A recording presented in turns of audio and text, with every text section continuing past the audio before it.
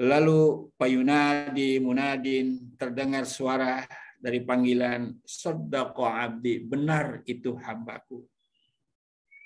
Setelah dibenarkan pengakuannya itu, dengan lemah lembut malaikat bertanya demikian, fafrashu lahu firasan minal jannah. Lalu suara itu berkata kepada malaikat, siapkanlah tempat orang ini satu tempat tidur dari surga. Wa albasuhu libasan minal jannah, dan berilah pakaian dari pakaian surga. Waftahu lahu baban ilal jannah, kemudian terbukalah pintu menuju surga. Tapi belum masuk surga. Jadi berubah. Jadi dipindahkan dari alam kubur yang sangat sempit, setelah dia dapat menjawab semua pertanyaan malaikat dengan baik, dengan amal soleh yang pernah dilakukan berwujud datang menolong dia, membantu dia. Ya, kemudian saudara-saudara sekalian, setelah proses pertanyaan dua malaikat itu selesai, dipindahkan dia ke satu ruangan, di mana ruangan itu yang disebut Raudhah min Riyadil Jannah, atau taman dari taman surga. Ada pintunya satu ruangan yang pintunya mengarah langsung ke surga. Tapi belum masuk surga. Begitu indahnya dia masuk ke alam itu.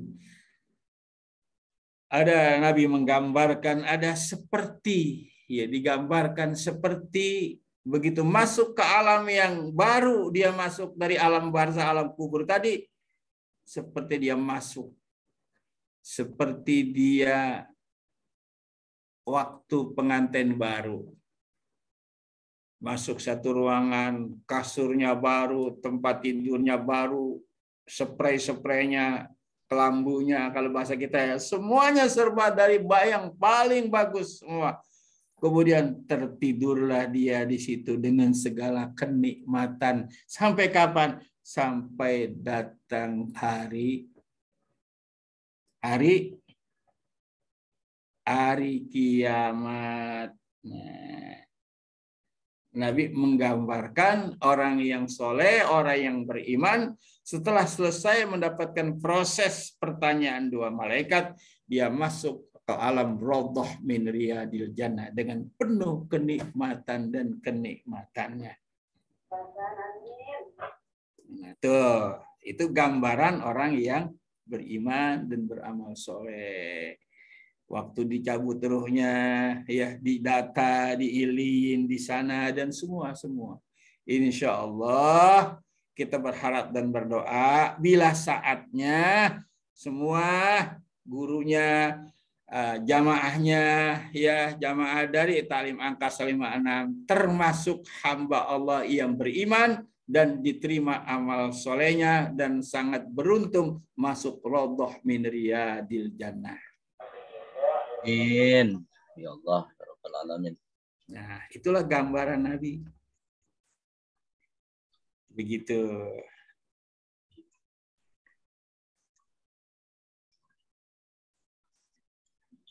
Kemudian fayaqulu lahu abshir billazi yasurruka hadza yaumuka alladzi kunta tu'adu. Lihatlah, inilah apa yang dijanjikan Allah Subhanahu wa taala dulu kepada engkau. Fayaqulu, lalu datanglah amal soleh menemani dia. Iya. Dengan rupa yang baik. Fayaqulu ana amalukas soleh. Aku adalah amalmu yang soleh. Fayaqulu rabbi aqimis sa'ah hatta a'uda ila ahli wa khadimi. Kemudian setelah itu dia mengatakan, ya Allah, setelah dia masuk ke Raudhah min Riyadil Jannah, dia sudah merasa nikmat di sana dan dia berkata, ya Allah, segerakanlah hari kiamat agar aku bisa kumpul di sini bersama keluargaku.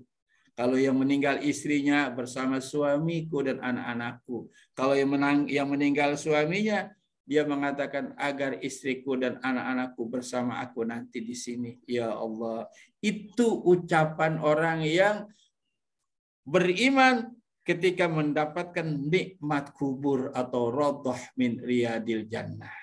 Dia pengen segera hari kiamat terjadi. Dia pengen segera agar bisa berkumpul dengan anak-anaknya yang soleh, dengan suaminya yang soleh, dengan istrinya yang soleha, dengan keluarganya yang lain, dan dengan teman-temannya atau dengan guru-gurunya.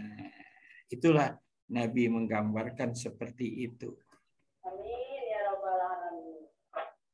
Yang kedua, ini tadi baru tipe pertama, ya. Wa inna abdal kafira iza kana fi iqbali minal akhirati wan qita'i minad dunya. Adapun seorang hamba yang kafir, yang tidak beriman kepada Allah, atau orang yang meninggal mengaku Islam tapi amal solehnya sedikit, lebih banyak amal salahnya. Bagaimana nanti kondisinya? Kata Nabi, nazzala alaihi malaikatun minas sama sawadul wujuh. Datang turun dari langit malaikat yang wajahnya hitam. Oh, kalau tadi wajahnya terang seperti matahari, wajahnya hitam ma'ahumus mamsuh fayajlisuna minhu maddal basar. Datanglah malaikat dengan wajah yang hitam, kemudian duduk sambil membawa wadah, ya, nampan atau wadah yang dibawa wadah itu yang beralaskan, ya, dari api neraka. Kayak apa? Sudah ngebul itu, saudara-saudara. Wadah sudah ngebul dengan panasnya. Fayajlisuna minhum maddal basar. Lalu duduk. Malaikat itu summa yaji'u malakul mauti hatta yajlisa inda rosi. Datanglah malaikat maut, duduk di bagian kepalanya. Sudah bagian yang akan membawa ruh sudah siap malaikatnya. Malaikat Israel datang yang akan siap mencabut nyawanya. Lalu fayaqulu, malaikat Israel berkata, ayyatuhan nafsul khabisah, wahai nafsu yang jahat, wahai jiwa yang jahat, wahai jiwa yang kafir, wahai jiwa yang banyak dosa. Ikhriji ila sukhti minallahi wa ghadabihi. Keluarlah engkau dengan murka Allah dan Allah sangat marah kepadamu. Fatafarraqa fi a'dha'i kulliha. Lalu begitu mendengar suara malaikat Israel itu, lalu badannya remek-remek, pada patah itu tulang-tulangnya. Karena ruhnya mau keluar, enggak keluar-keluar, susah. Sampai badannya, tulang-tulangnya pada patah remuk semua. Makanya saudara-saudara, yang terlihat oleh kita, orang yang akan meninggal itu dengan teriak-teriak, dengan suara yang keras, dengan mata yang sambil melotot, membanting-banting badan. Kalau di dokter diikat biasanya, ya. Diikat kakinya, tangannya, karena dia berontak-rontak. Terus itulah tanda orang yang tidak baik, orang kafir, orang yang tidak beriman pada Allah, atau orang yang banyak dosa.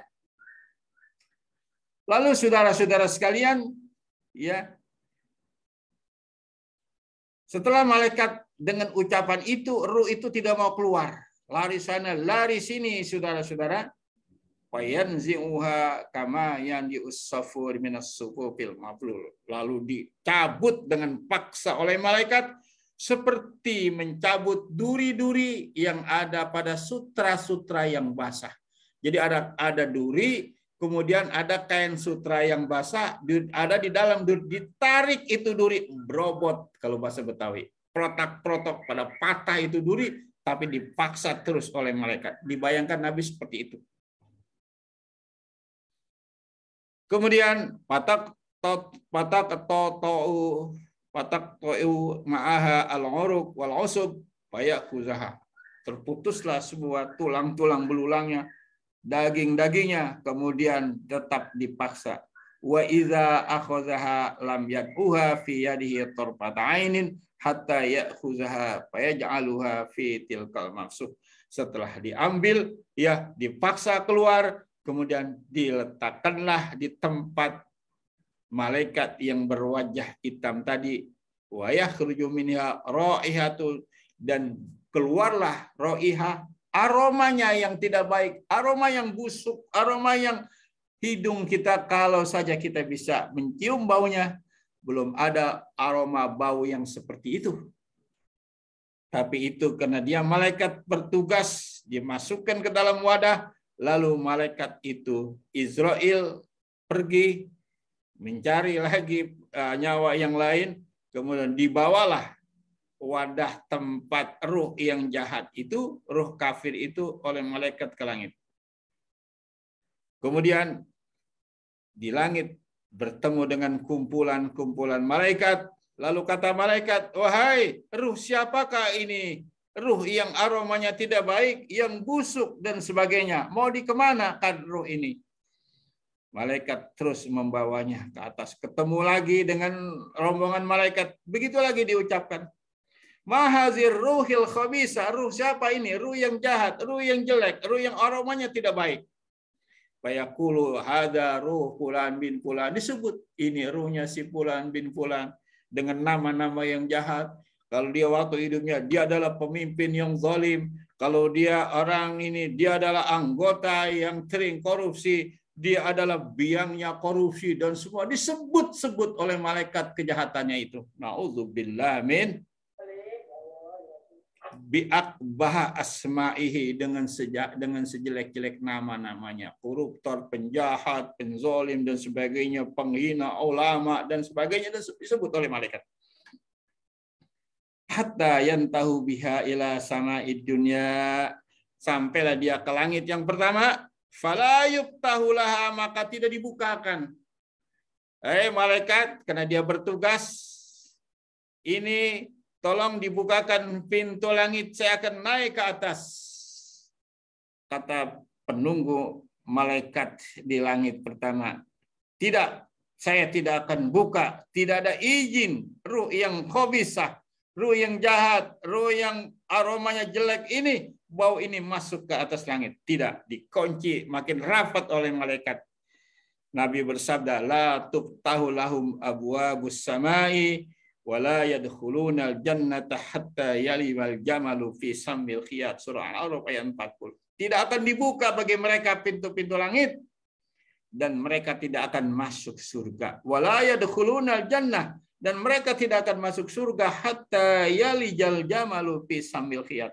Digambarkan oleh Allah di dalam Al-Quran surah Al-A'raf ayat 40, dia tidak akan masuk surga kecuali kalau onta itu bisa masuk ke dalam lubang jarum.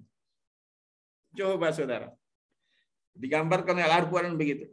Orang ini tidak masuk surga kecuali kalau seekor onta bisa masuk ke dalam lubang. Onta kan gede, masuk ke lubang jarum kan nggak mungkin. Artinya ruh orang yang tadi tidak akan masuk surga lagi. Wal iyazu billahi ta'ala. Kita berlindung kepada Allah Subhanahu wa taala dari ruh yang jahat seperti tadi. Sumayaqulullahu ta'ala, kemudian Allah berkata kepadanya, uktubu kitabahu fisijin summa turiha rohahu torohan. Kemudian saudara-saudara sekalian, dari langit pertama dilepas itu ruh oleh malaikat dengan kecepatan yang sangat tinggi. Turun langsung ke bawah ke bumi dan masuk dalam ketujuh lapis bumi. Di bawah bumi yang 7 lapis ini ada satu ruangan besar, kalau boleh dikatakan ruangan, yang namanya sijin. Sijin itu adalah tempat ruangan data orang-orang yang akan masuk neraka. Orang-orang yang akan mendapat siksa, yaitu adanya di sijin datanya. Setelah dimasukkan ke dalam bumi yang ketujuh, kemudian didata di sana, sudah dicatat di sana, dikeluarin lagi saudara. Kemana? Wa'idu ila jasadiha, dikembalikan ke jasadnya. Iya, setelah kita mah sedang asik rame-rame uruk dia, kuburin semua itu ya, ditutup pakai tanah, sementara dia dalam proses masuklah ruh itu ke dalam jasadnya. Sadar dia, pegang mukanya banyak kapas, pegang lututnya ada kapas, pegang kakinya ada kapas, pegang hidungnya ada kapas, pegang telinganya ada. Kalau gitu sudah mati. Teriaklah dia, kata Nabi, dengan teriakan yang sangat keras. Kalau dia istrinya yang dipanggil suaminya, kalau suaminya dipanggil istrinya dan anak-anaknya semua. Tapi kita tidak ada yang mendengar. Yang mendengar hanya binatang-binatang. Manusia dan jin tidak mendengar. Pohonan mendengar, semua mendengar. Kata Nabi, kalau saja manusia bisa mendengar teriakan itu jenazah yang ada di dalam kubur, maka akan pingsan semua yang ada di atas kubur. Saking kerasnya itu suara. Tapi kita tidak dengar. Jadi kayak orang mimpi, barangkali ya, kalau kita boleh bayangkan, kayak orang mimpi teriak-teriak, kalau suara kita udah keras banget, kagak kedengeran kan? Nah, itu contohnya kalau kita mimpi kan gitu, kalau lagi ketakutan teriak-teriak, padahal suara kita gitu doang kan? Iya. Perasaan kita suara kita udah keras banget, tapi nggak terdengar. Hanya suara yang tidak jelas didengar oleh orang yang sebelah tidurnya. Nah, itulah saudara-saudara sekalian, dengan bau dan aroma yang tidak baik. Lalu saudara-saudara, di sini dijelaskan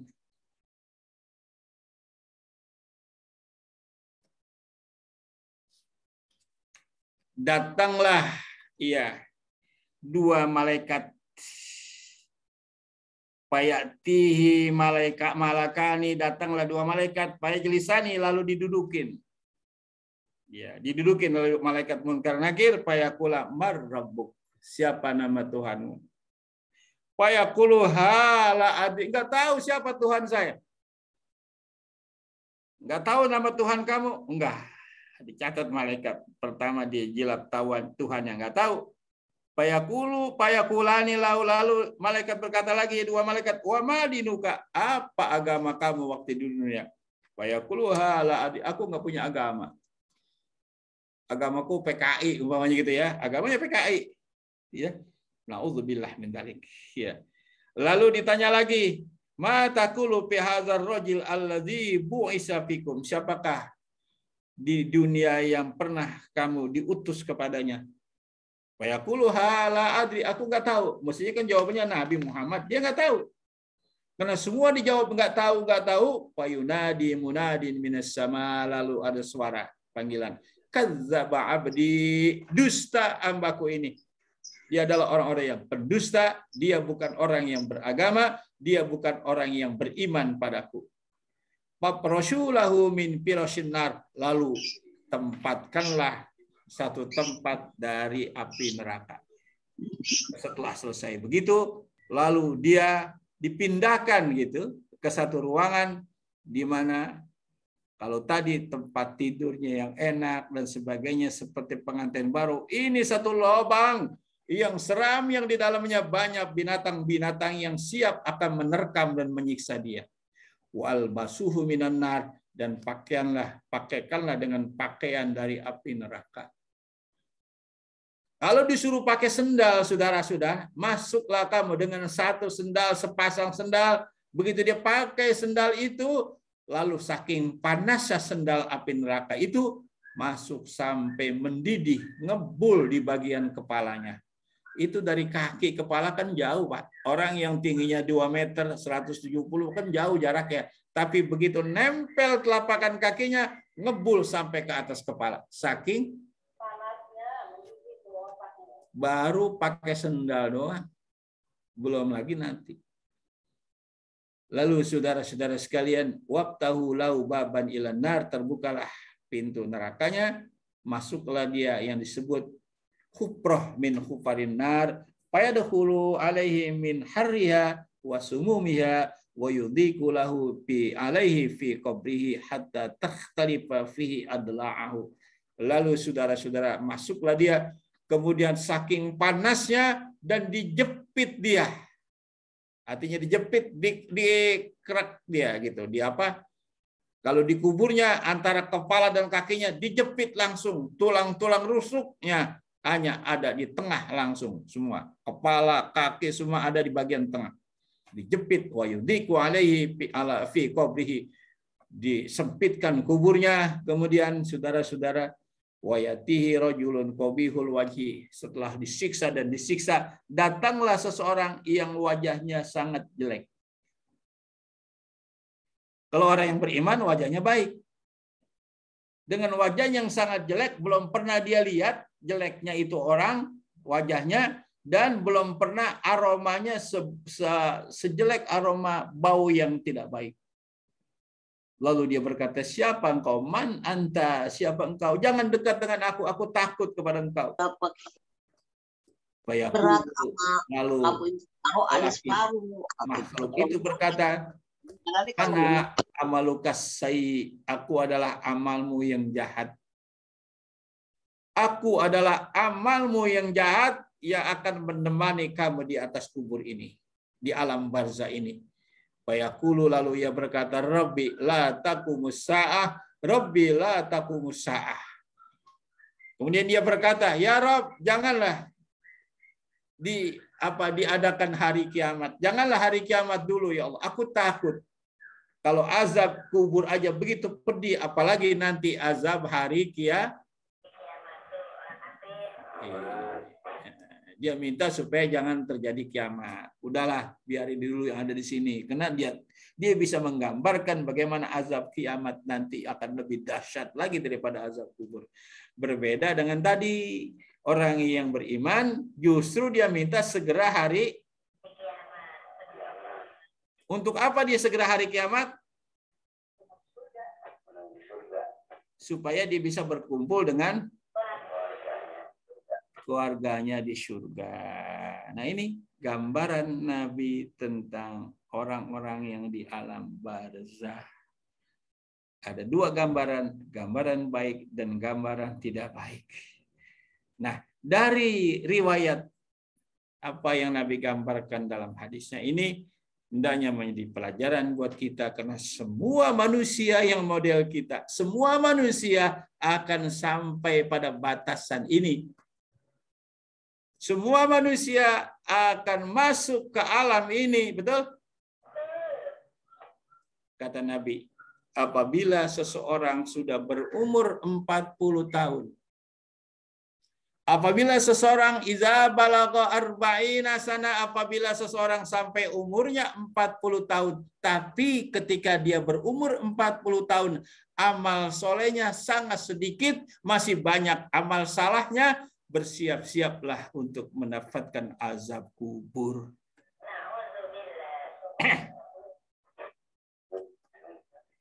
Kenapa Nabi mengatakan begitu? Nabi sudah bisa memprediksi. Kalau sudah umur 40 tahun, belum mau taubat, belum rajin ibadah, masih banyak bohong, masih banyak berbuat maksiat dan dosa. Lah kalau udah 40 tahun, kemudian 10 tahun lagi dia meninggal, belum sempat dia berbuat amal soleh, sudah meninggal, udah pasti bawa dosa yang banyak kan?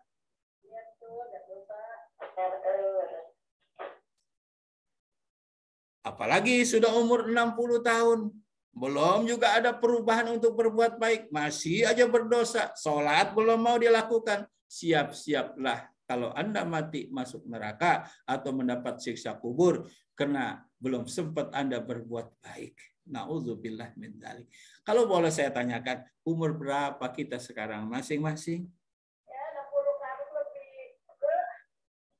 Udah pala 5, pala 4, pala 3, apa pala 7? Begitu sama 7, mau tujuhnya, pala 5. Ya Allah, sudah atas pala 5, saudara. Nabi itu bilang tadi pala 4. Udah atas pala 5, ada yang udah pala 6. Belum juga mau bertobat, belum juga mau berbuat baik. Siap-siaplah kalau Anda mati mendapat azab kubur. Nauzubillah min dzalik. Oleh karena itu, pelajaran pagi yang kita bahas pada pagi ini, mari sama-sama kita sadar bahwa usia kita sudah pala 5, pala 6 dan sebagainya.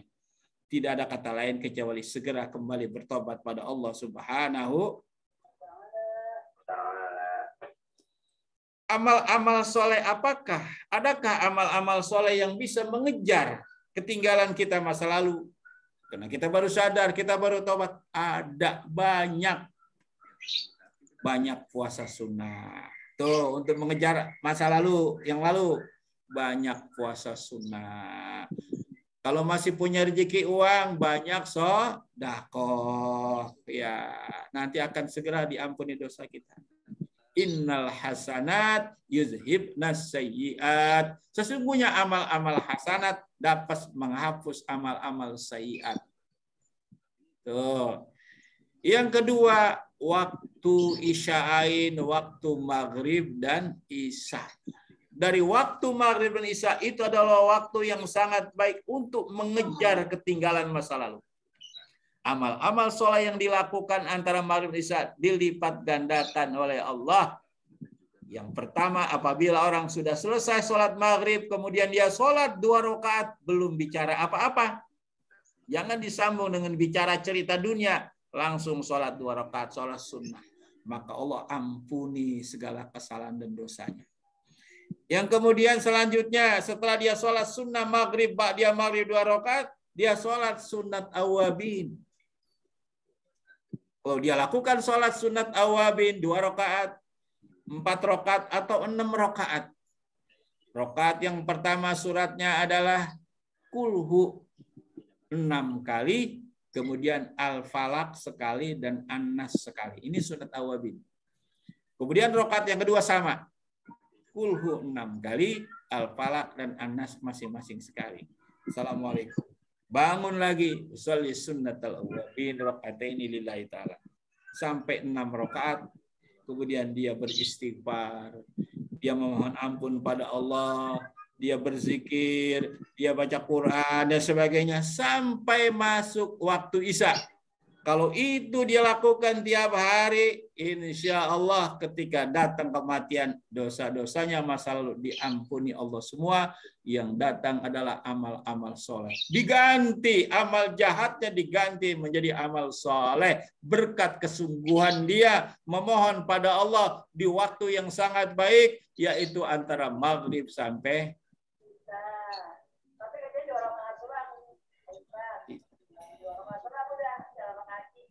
minimal 2 rakaat. Ya, minimal. Kalau udah enak tambah lagi 2 sampai 6 dan seterusnya. Ini malah habis maghrib, wiridnya cuma sedikit, buka HP. Chatting sana, chatting sini, ngomong sana, ngomong sini. Telunjuknya udah lancar banget ngetiknya.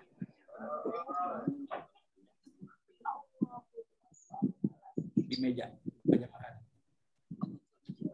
Ya Allah, ya Rabbi, ampuni dosa-dosa kami, ya Allah. Kalau ada kesalahan masa-masa lalu, ya Allah.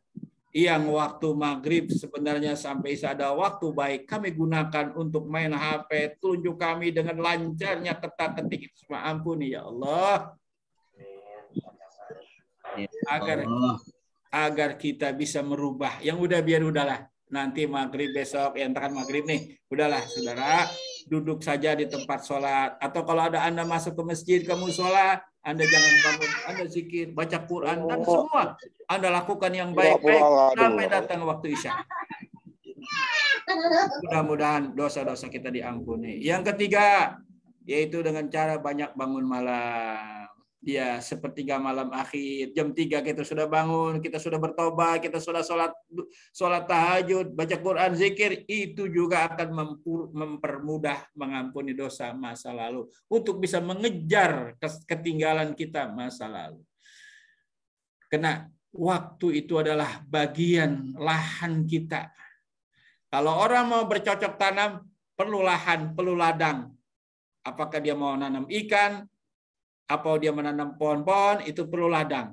Nah, ladang kita adalah waktu sisa umur yang ada pada kita. Inilah satu-satunya ladang, tempat untuk kita bisa menambah amal-amal soleh, mengejar ketinggalan masa-masa yang lalu. Demikian, mudah-mudahan bermanfaat. Wassalamualaikum warahmatullahi wabarakatuh.